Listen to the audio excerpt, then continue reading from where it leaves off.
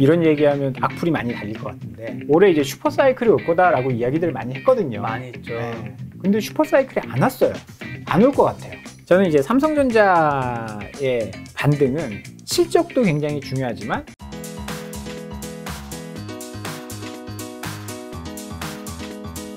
지난번에 한번 나오시고 네. 지금 한 달, 두 달 정도 지난 것 같은데 좀 그 사이 어떻게 지내셨어요?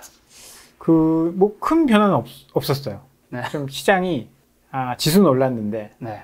저희 쪽 일하는 사람들은 조금 힘들었었던 것 같아요. 지수는 올랐는데 네. 왜 일하시는 분들이 힘들어요? 약간 이제 변화가 와가지고 그전에는 사실 뭐 시장에 이제 명확한 건 없는데 네. 그때 왔을 때는 한참 뭐 운송 이런 거 막 좋을 때 네. HMM 이런 거 막 좋을 때 아, 경기 민감지 좋을 때 왔었거든요. 약간 그래서 그런 것들이 좋다라고 이야기하는 시장이었는데 이 시장이 조금 지나면서부터 좀 변화가 왔어요. 그래서 경기 민감주도 안 좋고 약간 좀 주춤하고 그렇다고 성장주가 좋은 것도 아니고 그런 시장이어서 좀 네. 애매한 약간 이제 시장이 변할 때 저희는 좀 힘들거든요. 네. 뭐 어떻게 얘기해야 될지 모르니까 좀 그런 상황이었죠. 지금 증시를 보니까 네. 코스피가 오늘 3,264, 네. 코스닥이 1,044예요. 네. 현재 그러면 주식시장 좀 점검 및 뭐 향후 전망 좀 보신다면? 지금은 참 네. 이제 지수는 좋은 상황인데 네. 앞서 이야기 드린 것처럼 좀 변화가 오다 보니까 기존의 분들이 적응을 못했으면 네. 지수는 올랐는데 내 계좌는 별로 좀 안 좋은 그런 시장이고 약간 많이 올랐기 때문에 조정에 대한 공포도 조금 있는 네.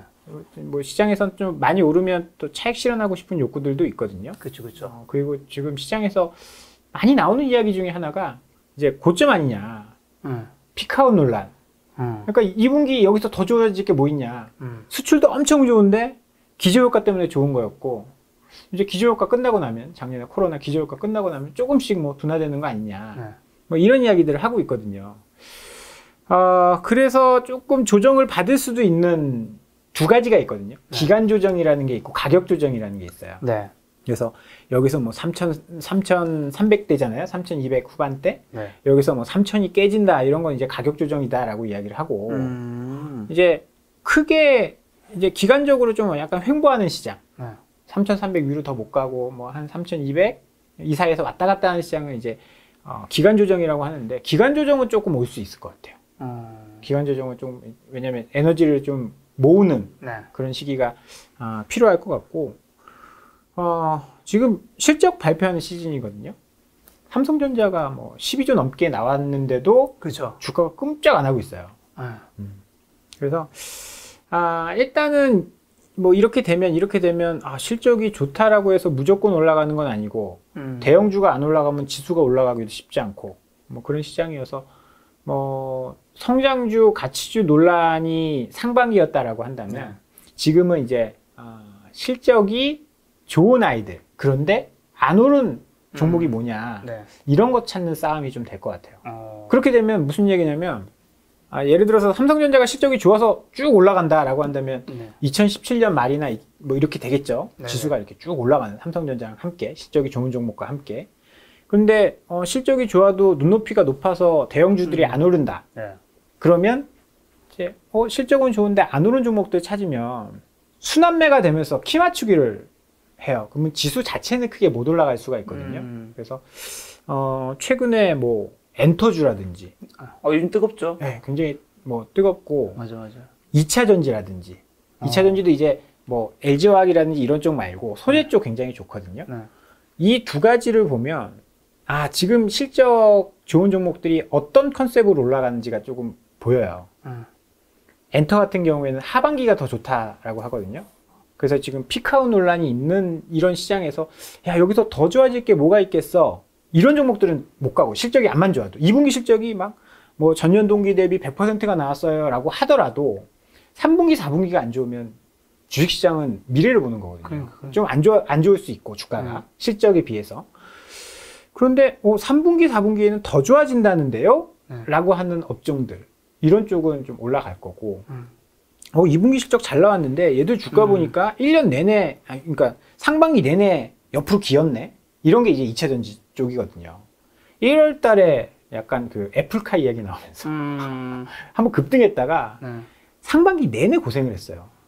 주가가 계속 오르는데 그 업종 자체는 계속 이제 기간 조정을 거쳤거든요. 근데 최근에 뭐 실적도 사실 2차전지 소재나 이런 쪽은 계속 좋아질 수밖에 없잖아요.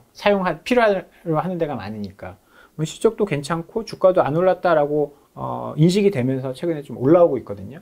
그러면 이런 컨셉으로 아마 지금 뭐 7, 8이죠? 7, 8월? 이런 쪽으로 조금 지수는 조금 붙잡아 놓으면서 네. 안 올랐었던 종목이 실적이 좋게 나오면 올라가는. 왜냐면 실적 좋은 애들은 너무 많아요, 지금. 너도 나도 실적이 좋습니다. 약간 경쟁력이 조금 맞아요. 그렇게 높진 않은 거네. 실적이 너무 좋다고 많으니까. 해서 내가 100점 만점 중에 85점을 맞았어요. 그거 잘한 거잖아요. 잘했지. 근데 평균이 90점이면 못했지. 그 의미가 없는 거거든요. 다 잘하는 상황에서 내가 85점을 맞았어도 지난 시험에서 50점 맞았던 애가 85점을 맞으면 그건 경쟁력이 있는 거고 90점 맞았던 애가 85점 맞으면 그건 약간 문제가 있는 거잖아요. 그러면 엔드가 필요하다는 건데 실적 좋고 엔드 덜 오른 종목. 덜 오른 없죠. 네. 없죠. 네. 그러니까 뭐 앞서 말씀드린 것처럼 네. 2차 전지처럼 약간 문제가 있었던 네. 뭐 LG화학 뭐 분사라든지 뭐 그 폭스바겐이 뭐 자체 배터리를 조달하겠다라든지 그다음에 SK 이노베이션과 소송이라든지 이런 것들이 있었기 때문에 한동안 같이 못 갔거든요. 그런 문제가 있어서 실적은 좋은데 문제가 있어서 주가가 못 갔었던 업종을 찾는 게 저는 네. 좋을 것 같습니다. 너 딴 데가 어디 있는데 그렇게? 일단은 2차 전지 쪽이 그랬고요. 자동차가 저는 그런 쪽이라고 생각을 좀 했어요. 네. 자동차는 좀 아직까지 주가는 안 오르고 있는데 자동차도 사실 반도체 공급 부족 이것 때문에 올해 상반기 내내 힘들었거든요. 공장도 돌아가다 말았고 그리고 최근엔 또 뭐 파업 이야기 이런 것들 나오면서 조금 뭐 주가가 안 오르고 있는데 결국은 실적이 좋고 주가가 싸면 그런 것들 주목을 좀 왜냐면 뭐 이쪽 갔다가 이거 너무 많이 올랐네 또 옆으로 가고 또 이쪽도 많이 올랐네 옆으로 가고 이 수급들이 계속 움직이거든요. 그러면 자동차 같은 쪽도 저는 이제 하반기에는 좀 유망하다 좀 보고 있습니다. 자동차를 좀 좋게 보시고 네. 뭐 2차 전지 쪽도 좀 괜찮게 보시는 것 같고 네. 방금 전에 처음에 말했던 반도체, 삼성전자 네네. 많은 분들이 이제 2분기 실적을 기다리고 있었는데 뭐 잘 나온 거잖아요. 잠정 실적치였나요? 네. 근데 안 올랐단 말이죠. 네네. 기고 있죠. 네. 계속 길 수 있을 것 같긴 한데 저는 사실 기고 있어서 네. 더 사긴 했거든요. 더 기는구나. 잘하셨습니다. 네. 앞으로 어디까지 기는지 보자. 저는 이제 걱정스러운 거는 삼성전자를 이야기할 때, 뭐 저도 그랬고, 다 이제 시장 참여자들이 설레발을 좀 쳤어요. 왜요? 이거는 인정을 해야 돼요. 무슨 설레발? 작년에 이제 반도체 이야기를 할 때 코로나, 막 노트북이 잘 팔리고, 뭐 언택트 하면서 뭐 서버가 많이 증설이 될 거고, 집에서 맞아요. 게임 해야 되니까. 그러면서 올해 이제 슈퍼사이클이 올 거다라고 이야기들을 많이 했거든요. 많이 했죠. 네. 근데 슈퍼사이클이 안 왔어요. 네. 안 올 것 같아요. 왜요? 분위기가. 지금 있는데. 그러니까 사실 주식을 할 때는 네. 말을 잘 바꾸는 사람이 주식 잘합니다. 저는 그렇게 생각해요. 온다고 했으니까 영원히 믿어야지. 이거는 약간 어리석은 질 수도 있어요. 왜냐면 그치. 시장이라는 것도 네. 이제 생물처럼 이제 변하니까. 사람 움직이고 변하거든요. 네. 그 변화에 적응을 해야지. 10년 전에 포스코가 워렌 버핏이 산 되게 좋은 종목이야 라고 해서 지금까지 갖고 있었으면 어땠을까요? 굉장히 힘들었겠죠. 이제 세상도 변하고 시가총액 3위가 네이버 카카오 이렇게 되는 시기라서 그런 것들을 잘 캐치를 해야 되는데 네. 지금 갑작스럽게 좀 변했다라고 봐요. 그래서 공부를 계속 해야 되고 정보를 계속 수집을 해야 되는데 2분기 실적이 이렇게 좋게 나왔음에도 불구하고 삼성전자가 힘든 거는 제가 뭐 지난번에도 나와서 반도체를 조금 좋지 않게 이야기한 거는 생각보다 디램 가격 상승이 강하지 않다. 슈퍼사이클인데 생각보다 디램이 가격이 높지 않다. 네. 수출 데이터나 이런 걸 보더라도 보통 우리나라가 이제 반도체가 가장 많은 이제 수출을 차지하는데 전체 수출 증가량보다 반도체 증가량이 좀 적은 거예요. 그럼 반도체가 가격이 올라간다거나 뭐 그런 모습은 아닌 거거든요. 네. 근데 물량은 많이 판매가 됐어요. 지금 보면 2분기 실적에서 애널리스트들이 분석하는 거는 판매량은 괜찮았다. 그런데 뭐 어디에 판매량 이런 것들을 봤을 때 중요한 게 서버 쪽인데 서버 쪽에 예를 들어서 10개를 팔았는데 서버 업체들 조사를 해보니까 반도체를 탑재한 게 한 7개? 6개? 이 정도뿐이 안 되더라. 그럼 나머지 3개, 4개는 어떻게 된 걸까? 그 사람들이 재고로 갖고 있는 거죠. 앞으로 어떻게 될지 모르니까. 반도체가 뭐 공급 부족이다, 뭐 이런 문제들이 사실 상반기에 있었잖아요. 그러니까 서버 업체들도 재고를 조금 확충시켜 놨겠죠. 그런데 생각보다 서버의 증설이 많지 않다라고 한다면, 네. 그러니까 소비자가 재고를 많이 갖고 있는데 새로운 설비 투자도 안 한다. 그러면 반도체 판매는 더 줄어들 수 있다는 거죠. 그러면 하반기에는 생각보다 슈퍼사이클은커녕 오히려 디램 가격은 떨어질 수 있다라고 저는 이제 생각을 하거든요. 삼성전자가 굉장히 저평가를 받고 있잖아요. 그렇죠. 그 이유는 이 반도체 사이클 때문에 그래요. 반도체 사이클이 예측하기가 굉장히 어렵거든요. 그리고 굉장히 변동성이 심하고 네. 2017년도에 어마어마하게 수익을 냈다가 2018년도에는 반도체 가격이 급격하게 떨어지면서 수익이 뭐 반토막 나는, 영업이익이 반토막 나는 그런 상황들이 벌어지다 보니까 사실 이익의 안정성이 높아야 예측하기도 쉽고 밸류에이션도 굉장히 좀 높게 받거든요. 근데 올해는 100만 원 벌었다가 내년에 2천만 원 벌었다가 내후년에 적자 났다가 이런 그렇죠. 기업들은 네네. 높은 평가를 받기가 어렵다. 그러니까 변동성이 크면 높은 평가를 받기가 어렵습니다. 삼성전자도 이제 TSMC랑 비교할 때는 그런 것들을 많이 좀 비교를 하거든요. 그래서 이 사이클이라는 게 사실 2017년도, 2015년도부터 이제 상승하는 이제 디램 시장, 그러니까 서버 시장이 커지면서 상승하던 그 삼성전자 하이닉스의 실적? 이거는 어떤 애널리스트도 못 맞췄거든요. 경험해 본 적이 없으니까 서버라는 게 그때부터 막 기하급수적으로 늘어나서 그래서 사이클이 굉장히 크게 변화됐는데 지금도 저는 마찬가지라고 봐요. 슈퍼 사이클이라고 했는데 틀렸죠. 그러면 이 사이클이 언제 더 밑으로 박을지는 그건 누구도 모르는 거거든요. 이제 거기에 대한 불안감이 지금 삼성전자 주가에 녹아 있다라고 저는 보고 있습니다. 나중에 좀 오르긴 올라요? 그럼요. 언제쯤이요? 언제쯤? 많은 분들이 기다리고 있습니다. 네. 영상에서도 삼성전자 붙냐 안 붙냐에 따라서 조회수도 차이가 나고. 그래서 지금 개인 투자자들이 9만 원대에 굉장히 많이 물려 있어요. 그렇죠. 많이 물려 있죠. 이런 얘기하면 악플이 많이 달릴 것 같은데. 네네. 저는 이제 삼성전자의 반등은 실적도 굉장히 중요하지만 수급적인 것도 중요하다. 맞아. 지금 보니까 6월 달에 외국인이 두 번째로 많이 판 종목이 맞습니다. 삼성전자. 네. 그러니까 외국인이 삼성전자가 안 좋아서 팔았다. 또 어느 정도 있겠지만, 이머징 시장을 그러니까 위험 자산을 팔았다. 위험 자산을 팔면서 위험 자산을 팔 때는 사실 이머징 시장, 선진국 시장보다 이머징 시장이 더 위험하잖아요. 그렇죠. 이머징 시장을 팔았을 거고, 이머징 시장에서 대표적인 국가, 주식을 팔아도 망가지지 않는 국가, 대한민국이거든요. 그래서 그런 쪽의 주식을, 그러니까 포트폴리오 조정을 한 거죠. 선진국과 이머징 시장의 비중을 조절하는데 삼성전자를 안 팔고는 안 되는. 안 되죠. 네. 그래서 이제 수급이 조금 꼬이면서 삼성전자가 못 오른 그런 것도 있거든요.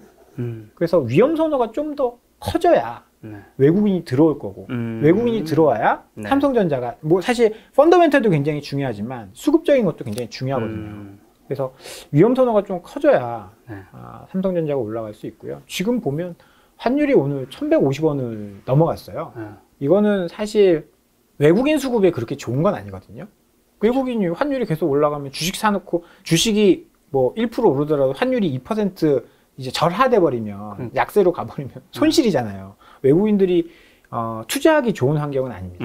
그래서 그런 것들도 이제 삼성전자 투자하실 때는 좀 고민을 하셔야 되고요. 그렇지만 그럼에도 불구하고 아까 제가 김 작가님 내가 이렇게 안 오를 때 샀다. 잘하셨다라고 말씀을 드렸잖아요. 내가 이 투자에 대한 기간이 굉장히 중요한 거죠. 김 작가님이 나 지금 사서 8월 달에 팔 거예요. 라고 했으면 저는 약간 말렸을 거예요. 상반기. 내년 상반기. 내년 상반기쯤에 지금보다 올라 있을 것이다. 그것도 좀 짧은 것 같아요. 삼성전자 투자를 하면서 뭐 한 반년 보고, 왜냐면 뭐 반도체 사이클이라는 게 이제 짧게 한 2년 정도라고 봐야 되거든요. 2, 3년? 뭐 한 2년 정도는 보고 들어가는 게 저는 맞다라고 보고요. 장기적으로 이제 대한민국의 발전 가능성을 믿는다라고 본다면 장기적으로 가져가셔야죠. 장기적으로. 네. 그리고 뭐 아주 짧게는 이제 2년 이상. 2년 이상. 네. 사이클 어떻게 보면 이제 삼성전자 사이클 산업이니까 반도체 디램 낸드 업황에 따라서 주가가 정말 움직이니까. 어쨌든 지금 차장님 말씀해 주신 건 디램 가격이 좀 오르거나 네. 환율이 좀 떨어지거나 네. 그 다음에 외국인들이 수급이 들어온다면 그렇죠. 위험에 대한 리스크가 좀 더 하겠다는 그런 마음이 들어온다면 네. 올라갈 가능성이 좀 있다. 네, 저는 그렇게 생각하고 있습니다. 가지고 계세요? 삼성전자를 가지고 있는 건 다 누구라도 얘기할 수 있지 않나요? 사실 시가총액 1위 기업이니까. 저는 주식을 그때도 말씀드렸죠. 주식을 안 한다고 말씀드렸는데 그쵸. 저는 간접 투자만 하고 있어요. 저는 펀드, ETF 이걸로만 하고 있습니다. 그래서 직접 ETF는 어느 섹터를 담으세요? 저는 얼마 전에도 이제 세미나 가서 이제 그런 이야기를 드렸는데 비중은 이제 본인의 성향에 따라서 달라지겠지만 저는 지수는 꼭 사야 된다라고 봐요. 지수. 코스피 200 지수. 그리고 저는 아직 젊잖아요. 김재관님 나이 아시죠? 알죠. 아직 젊잖아요. 비슷한 나이 때문에. 네. 그래서 성장주에 투자를 해야 돼요. 그렇죠. 네. 그래서 저는 이제 BBIG. BBIG. 그것도 이제 인덱스가 있어요. 인덱스가 있기 때문에 ETF 상품이 나와 있거든요. 네네. BBIG. 네. 그리고 그러니까 자본주의라는 것은 기업 이런 걸 의미하잖아요. 미국? 자본주의 그렇죠. 미국에 투자를 해야죠. 미국에 투자하는데 미국 하면 떠오르는 게 지수? 그렇죠. SPY? QQQ? 그렇죠. 나스닥. 그러니까 기술주들의 집대성이잖아요. 나스닥. 여기 투자를 해야 되죠. 아까 그 지수라는 게 한국 코스피 200 지금 맞습니다. 근데 왜 지수를 살 거면 사실 네. 전 지수 사는 분 중에서 물론 다 각자의 취향과 그게 다 있지만 네. 지수만을 살 거면 좀 그 S&P 500을 따르거나 나스닥을 따르는 SPY라는 QQQ를 사는 게 네네. 역사적으로 좀 많이 증명됐으니까 네. 그게 더 낫지 않나요? 그렇지만 이제 약간 이제 분산적인 측면도 있고 경기가 좋을 때 지금은 사실 장기적인 불황이었잖아요. 그러니까 금융위기 이후에 2011년 이후에 장기 불황이었는데 그렇기 때문에 대한민국이 약간 무시당하고 주가도 안 오르고 평균치였는데 금융위기 이후부터 2011년까지의 주가 흐름을 보면 미국은 대한민국에 잽도 안 됐습니다. 진짜요? 네. 그거는 제가 그 당시에 왜 이렇게 우리나라만 이렇게 잘 나갈까? 그런 시기도 있구나. 그렇죠. 그러니까 이게 사람이라는 게 이제 본인의 경험 때문에 그러니까. 네, 약간 이제 편향이 생길 수 있는데 그래서 분산 투자를 해야 되는 거예요. 영원한 물론 이제 미국이 대단한 국가고 해서 성장률이 더 성장률이 더 높다라는 걸 좀 그러니까 주가가 더 올라갈 수도 있겠죠. 그런데 그런 거에 대한 그러니까 경제 상황 이런 거에 따라서 역전이 될 수도 있거든요. 그렇기 때문에 이제 전반적인 분산을 하는 거예요. 그리고 제가 ETF 하나 더 말씀드리는 거는 전 세계 지수에 투자하는 게 있어요. 맞아. 이름 뭐였죠? 며칠에 들었는데. 그 MSCI 월드 인덱스, ACWI 여기에 이 지수에 투자하는 게 있어요. 그런 것들은 이제 검색해 보면 이제 바로 나오거든요.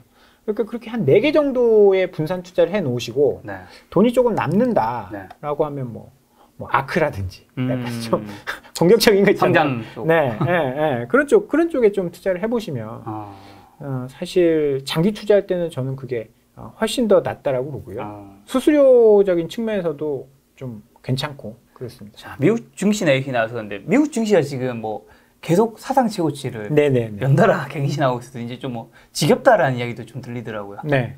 좀 어떻게 보세요? 근데 유동성이 계속 있으면 계속 올라갈 것 같아요. 많이 올랐다라고 해서 못 오른다 이렇게 판단하면 주식시장에서 굉장히 힘든 상황을 겪을 수가 있습니다. 오르는 애들이 계속 오르거든요. 지금 미국 경기가 굉장히 좋잖아요. 백신도 사실 선진국이 먼저 맞고 경제도 선진국이 먼저 살아나고 미국은 기축통화를 갖고 있기 때문에 맘대로 돈 쓰고 다른 국가 입장에서는 굉장히 배 아픈 일이지만 내가 미국인이라고 하면 굉장히 좋은 환경에 그렇죠? 좋은 환경에 있는 거고 그러면 그런 쪽으로 돈이 모일 수밖에 없는 그런 상황이라서 인플레 여러 가지 이야기를 많이 하지만 또 연준이 그거 아니다라고 하면서 유동성이 계속 풀리는 한 미국 주식시장은 계속 좀 올라가지 않을까 그렇게 보고 있습니다. 미국 주식이 계속 올라갈 수 있다. 네. 그럼 뭐 한국 증시 좀 상승과 하락에 대한 뭐 좀 걸림돌이라든가 뭐 떨어질 수 있는 신호라든가 이런 것 좀 있을까요? 일단은 한국은행에서 올해 이제 금리를 올리겠다라고 발표를 해버렸어요. 발표했죠. 네. 그러니까 금리를 올리고 나서 그 다음에 움직임을 좀 봐야 될 것 같아요. 금리가 사실 이제 금리를 올리고 나서 기업에 대한 뭐 부담이 생긴다. 이런 것들이 좀 뭐 포착이 되면 시장은 좀 어려워질 수도 있고 실적이 워낙 좋기 때문에 이제 금리를 한두 번 올린다라고 해서 문제가 생길 일은 없겠지만 그래도 이제 우리가 굉장히 저금리 환경에만 지금 많이 좀 적응이 되어 있거든요. 근데 갑자기 금리를 올려서 그것도 이제 미국은 올리지 않겠다라고 했는데 선제적으로 올려서 보통은 이제 미국이 올리고 나면 이제 우리가 따라 올리는 뭐 그런 이제 상황이 많이 있었는데 지금 우리가 선제적으로 올린다라는 거에 대해서는 조금 불안 요인, 좀 걱정스럽다. 저는 그렇게 좀 보고 있습니다. 최근 좀 투자자들 동향 어떻게 보세요? 지금 개인, 뭐 기관, 외국인은 계속 팔고 있는데 개인들은 뭐 이건 전에 이제 상반기에도 이제 비슷한 말씀을 드렸지만 개인들은 좀 에너지가 약간씩 고갈돼 가고 있는 것 같아요. 총알이 떨어져 가고 있어요? 총알이 떨어졌다라기보다 약간 전투에 지쳤다. 처음에 이제 우리나라 한국에서 막 싸우다가 미국 가서도 한번 좀 싸웠잖아요. 미국 가서도 한번 싸우고 비트코인이랑도 한번 싸우고 막 그러다 보니까 이게 뭐 작년에 조사를 보니까 작년에 뭐 이제 동학개미의 수익률이 그렇게 높지 않았다. 맞아. 뭐 생각보다 안 높았다고 하더라고요. 그런 조사들이 있었거든요.